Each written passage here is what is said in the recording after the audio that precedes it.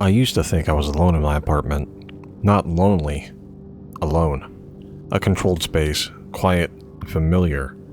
The kind of place where every creak in the floorboards is accounted for. Every draft it has a known source. I liked it that way. Predictable and safe. Until the lights started turning on by themselves. At first, it was just a lamp in the hallway. One of those touch lamps that flickers on with just a brush of your finger. I'd come home and it'd be on. I told myself I must have forgotten it. Maybe I bumped into it on the way out. But then it happened again and again. Always that lamp. Always in the evening. Always after I'd left for work. Then the thermostat changed. I set it to 68. Always. But I come home and find it at 74. Once it dropped to 60. Once the heat kicked on full blast in the middle of the night, even though I hadn't touched it. I started to feel like I was being messed with, and not by a malfunctioning smart home app. I even changed the Wi-Fi password, and nothing stopped it. Then, one morning, something changed that I couldn't explain away. I woke up to the sound of breathing, not mine, and it was close. Too close. I shot up in bed, heart slamming, and looked around, but there was nothing.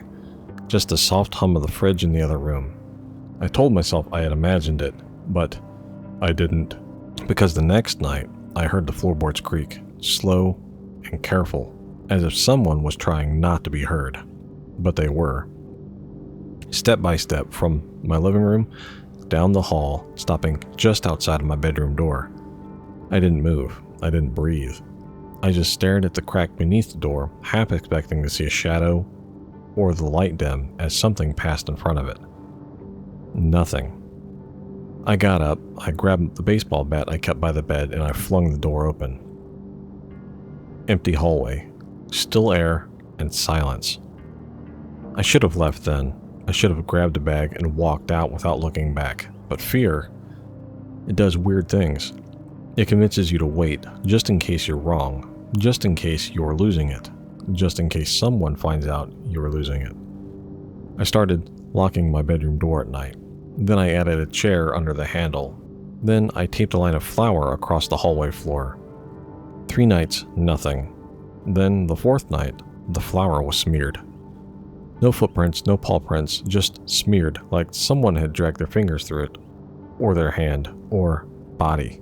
I watched the footage from my hallway camera, and my skin went cold. There was nothing, not even a flicker, just the hallway, all night, perfectly still. But the flour was undeniably disturbed, as if something or someone had passed through it. I stopped sleeping. I started whispering to myself. I taped over mirrors. I covered the vents. I put salt across the windowsills. My friends said I sounded paranoid. My therapist said I was under stress. But I wasn't paranoid. Because paranoia implies doubt, and I knew someone was here with me. One night, I set a trap. I left the bathroom door slightly open and balanced a stack of shampoo bottles on the edge of the sink. And then I waited. Lights off, holding my breath. Around 3:12 a.m., I heard them fall. I ran, phone in hand, flashlight blazing, and I found the bottle scattered across the tile. Nothing else. No wind, no draft, nothing. But then I turned back to the hallway, and there was a handprint on the mirror, a fresh one. No smudges, just 5 perfect, clean fingers. But I hadn't used the mirror in days. I finally called the police. I told them someone was living in my apartment, maybe in the crawl space or attic. They came and looked around, didn't find anything.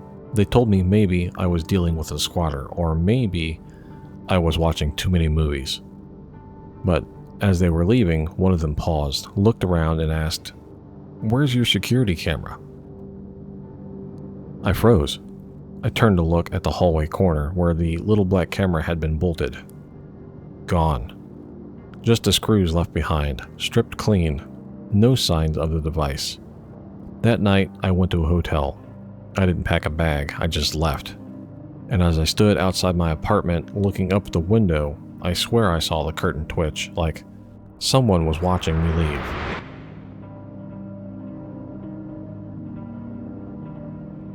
What's up, everybody? Welcome back to the channel. Or if it's your first time here, welcome to the channel. My name is Andrew. and today we're talking about The Invisible Man from H.G. Wells, and then later adapted by Universal Studios. And we're going to talk about some of the videos that have featured an Invisible Man. Not necessarily Universal properties, but The Invisible Man regardless, because that's what we're here to talk about. So if you like what we do here on the channel, like, comment, subscribe. Let me know down below what you think of the video, and let's get into it. The tale of The Invisible Man begins in the pages of a book, The Invisible Man, written by H.G. Wells and first published in 1897. But before it became a horror classic on film, it was a science fiction novel that explored a terrifying concept. One that's as relevant today as it was over a century ago. Dr. Griffin, the protagonist or antagonist depending on your point of view, is a brilliant but morally unhinged scientist, obsessed with his work on invisibility. He achieves his goal only to find that his newfound power has devastating consequences. Unlike the classic mad scientist of the time, Griffin's motivations weren't rooted in world domination, but in ruthless desire to free himself from societal constraints. Wells used Griffin's descent into madness as an exploration of unchecked ambition and the darker side of scientific advancement. Invisibility, for Griffin, becomes a metaphor for the ultimate freedom. Freedom from authority, from human connection, and the laws that bind others. But that freedom quickly turns into a prison. The real horror isn't just invisibility itself, it's the loss of accountability and the descent into isolation. Griffin's increasing madness and his cruel acts remind us that power, unchecked, can lead to destruction. There is a phrase that's absolute power corrupts absolutely, which kind of applies. In 1933, Universal Pictures brought H.G. Wells' story to the silver screen, directed by James Whale, the same visionary behind Frankenstein. This adaptation would soon become a cornerstone in horror cinema. The story follows Dr. Jack Griffin, played by the brilliant Claude Rains, who is obsessed with his work on invisibility and is slowly driven insane by his success. The film opens with Griffin already invisible, and much of the horror stems from his mad, unrelenting search for a way to reverse the process. While The Invisible Man followed the outline of Wells' story, the film introduced several changes and expanded on certain aspects. Unlike the book, the film featured a more flamboyant, villainous Griffin. His madness manifested in wild laughter and acts of violence, making him a terrifying presence. The makeup effects for the film were groundbreaking for the time, primarily achieved through the use of black velvet suits, rear projection, and double exposure techniques. While we rarely see Griffin's body, the clever effects of Rains' performance allowed for the audience to feel his presence. The bandages and glasses became an iconic part of the character's look, establishing a visual shorthand for the invisible menace. In fact, the makeup was so effective that it became a symbol in the horror genre. Universal's Invisible Man was one of the first films to meld science fiction with horror, setting the stage for many more monster movies. It became a commercial success and cemented itself as one of the studio's most beloved classics. The iconic, mad laugh that Griffin emits throughout the film was part of the character's growing insanity and is often referred in other horror films as a symbol of unhinged villainy. It's also used to refer to certain other YouTubers, but we're not going to get into this. The success of the 1933 film spawned a series of sequels. The Invisible Man returns in 1940. Vincent Price took over the role of a man named Geoffrey Radcliffe, who undergoes a transformation to clear his name after being wrongfully convicted of a crime. The sequels, while continuing the invisibility theme, leaned heavily into the science fiction and spy genres, steering away from the horror elements of the original film. By the time we hit the 1940s, the Invisible Man had become more of an action figure, a tool used for espionage and intrigue. The sequels played with the idea of invisibility being used for various pragmatic purposes, including espionage and personal gain, but they lacked the chilling isolation and moral descent of the original story. Fast forward to 2000, and we see Hollow Man, a modern reimagining of the Invisible Man story, directed by Paul Verhoeven and starring Kevin Bacon. as the arrogant scientist Dr. Sebastian Kane. This isn't just a remake. This is a dark, almost grotesque take on the idea of invisibility. In Hollow Man, we follow Dr. Crane's descent into madness after he becomes invisible, using his newfound power to indulge his most depraved impulses. The movie leans heavily into the psychological horror of what it means to be invisible. What happens when you can see everyone else, but no one can see you? What happens when you start to feel untouchable? The film explores themes of voyeurism, power, and control. Kane uses his invisibility to invade the privacy of others, most notably his colleague played by Elizabeth Shue, and the film's violence escalates as Kane becomes more unhinged. The film was notable for its cutting-edge CGI at the time, especially in the way it depicted Kane's transformation and his invisible form. Despite its success at the box office, the film left audiences disturbed due to graphic violence and morally questionable character. The film's shift from sci-fi horror made it a disturbing reimagination of the classic Invisible Man. Then, in 2020, Blumhouse's The Invisible Man redefined the classic story for a new generation. Directed by Leigh Whannell, this version isn't just a science fiction story, it's a psychological thriller wrapped in a social commentary.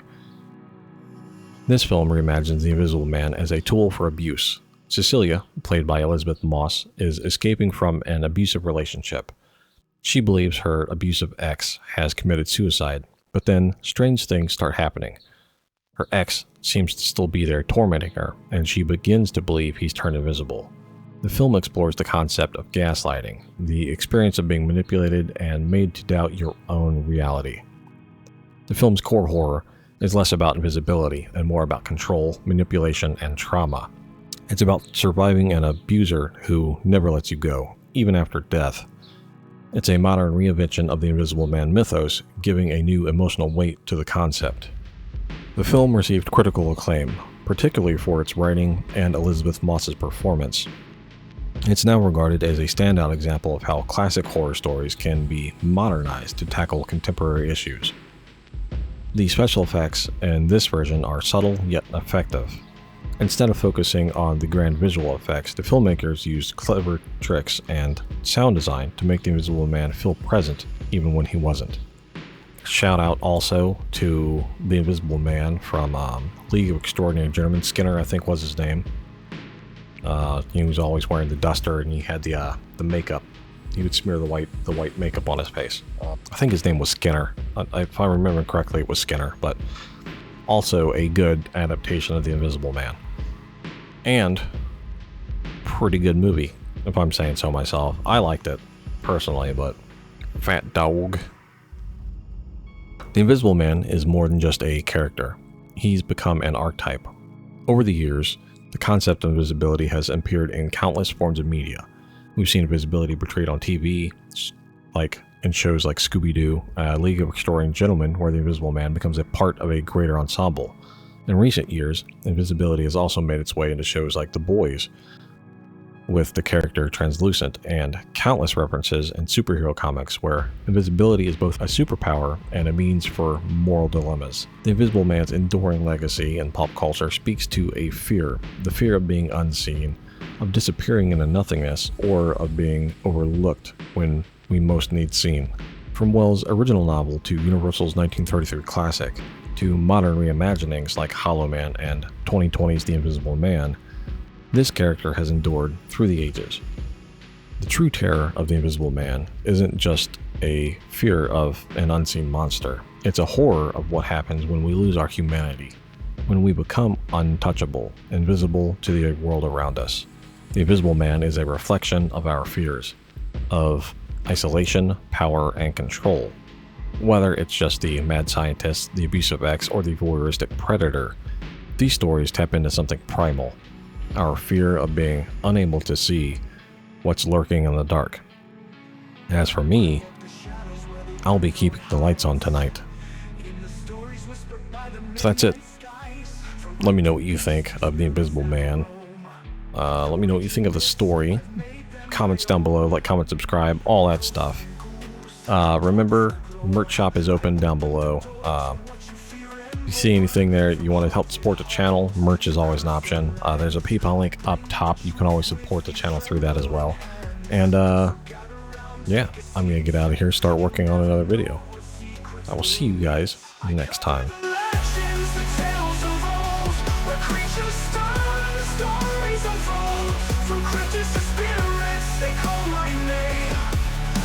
Into the depths, I play the game. Ghosts and goblins, history's more. I'm bringing it to you like never before. In every mystery, in every tale, I uncover the truth where others fail.